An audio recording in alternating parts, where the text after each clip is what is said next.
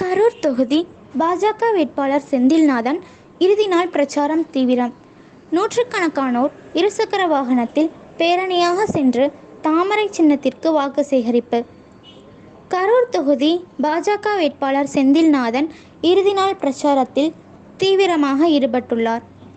வேட்பாளர் செந்தில்நாதன் திறந்தவெளி பிரச்சார வாகனத்தில் நின்றபடியும் அவரை பின்தொடர்ந்து நூற்றுக்கணக்கான பாஜகவினர் இருசக்கர வாகனத்தில் பேரணியாக செல்கின்றனர். கரூர் மாநகராட்சிக்குட்பட்ட ராயனூரில் தொடங்கிய பிரச்சார பேரணியானது தாந்தோன்றிமலை, சுங்ககேட், பசுபதிபாளையம், தின்னப்பா கார்னர், பேருந்து நிலைய ரவுண்டானா வழியாக திருக்காம்புலியூர் பகுதியில் உள்ள தேர்தல் பணிமனையில் நிறைவடைகிறது. இறுதி நாள் பிரச்சார பேரணியின் முடிவில் பாஜக அரசின் 10 ஆண்டு கால சாதனைகளை விளக்கி வேட்பாளர் செந்தில்நாதன் தீவிர பரப்புரை மேற்கொள்கிறார்.